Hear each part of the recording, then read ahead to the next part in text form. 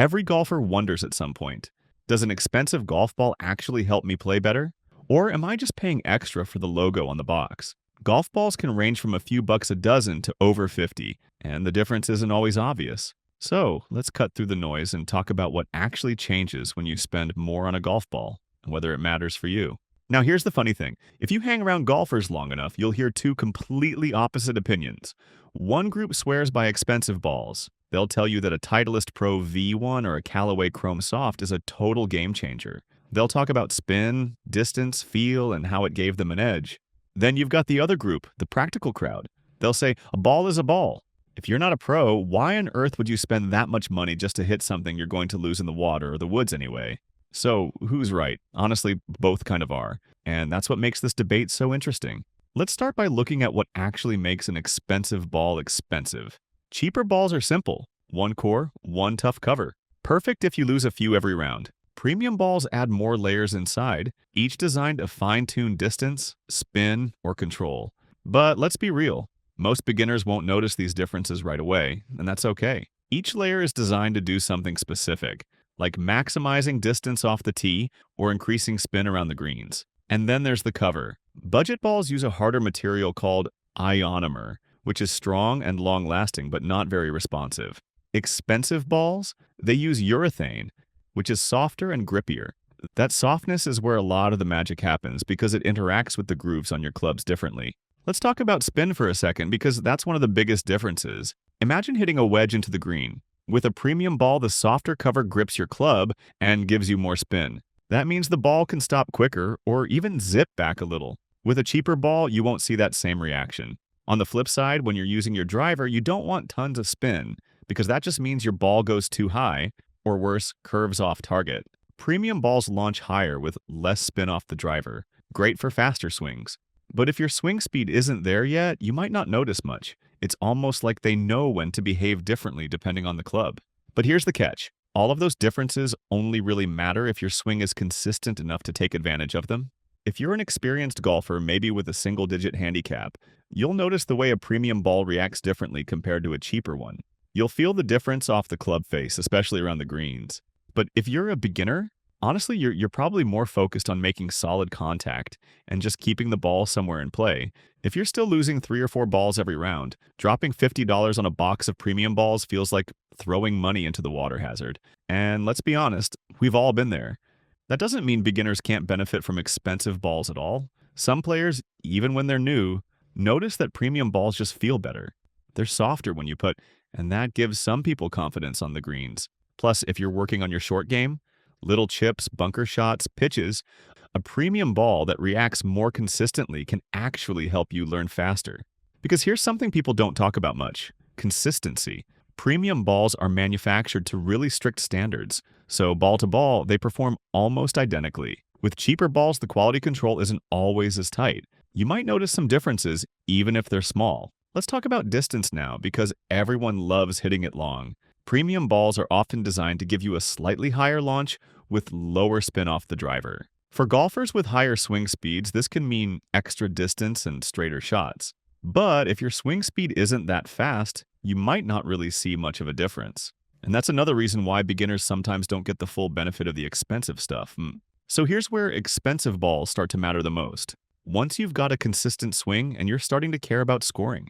At that point, having more spin control around the green can be the difference between saving par and making bogey. It can be the difference between sticking an approach shot close or watching it roll out too far. In competitive rounds where every stroke matters, that little bit of extra control can actually make a noticeable difference in your score. But what if you're not there yet?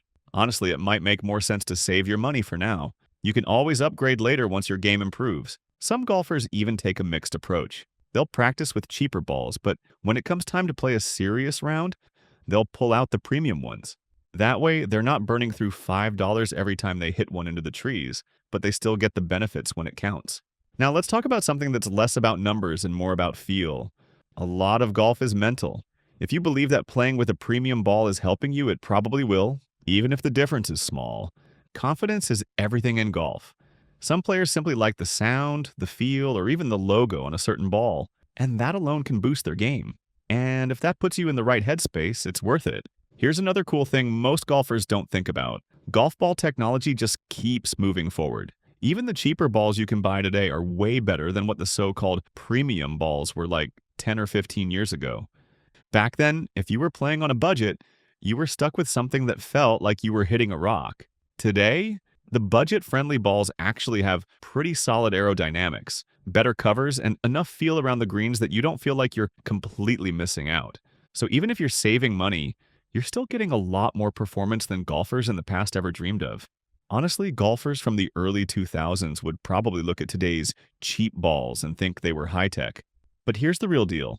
It all comes down to where you are in your own golf journey. If you're a beginner, stressing about whether your ball is a $50 dozen or $20 dozen is like worrying about which racing tires you should put on a car when you've just learned how to drive. It doesn't really matter. At that stage, your focus should be on making solid contact, keeping the ball in play, and just enjoying the game without getting too frustrated. Losing a ball every other hole stings a lot less when you know it didn't cost you $5. Now, once you start leveling up into that intermediate range, that's when things shift a little. You're hitting the fairway more often, your short game is starting to come together, and suddenly you actually notice what your golf ball is doing. You might realize that some balls check up on the greens while others roll out too much. Or maybe you notice how much straighter a lower compression ball flies compared to the one you used before. That's when the light bulb goes off. Oh, so this is why people spend more on golf balls. And if you're an advanced player, then yeah, premium balls start to feel less like a luxury and more like a necessity. At that level, golf becomes a game of inches. The way your ball spins, how it reacts when it lands, how it feels off the putter, all of those tiny details start adding up. That's why you'll see competitive players, even really good amateurs, swear by their brand of premium balls. For them, it's not just about the name stamped on the cover, it's about being able to trust that every shot is going to react the same way, round after round. So, do expensive golf balls really make a difference? The answer is yes, but here's the catch. It's not the same yes for everyone, and it's not the same yes all the time. They're like tools in a toolbox. If you're ready to use them properly, they can absolutely help you. But if you're just starting out, it's like using a surgeon's scalpel to cut a sandwich. You don't really need it yet. And honestly, there's nothing wrong with sticking to cheaper golf balls until you feel like you've outgrown them. It doesn't make you less of a golfer, and it doesn't mean you can't improve. In fact, a lot of people actually get better faster when they're not scared of losing expensive balls in the water or the woods. Because when you're not worried about price tags, you swing more freely. You focus on the game, not your wallet. So yes, expensive balls can help, but the biggest upgrade will always come from your swing, not the logo on the cover. What do you play with? Do you stick with budget balls or do you swear by the premium ones? Drop your thoughts in the comments and don't forget to like, subscribe, and share this with your golf buddies.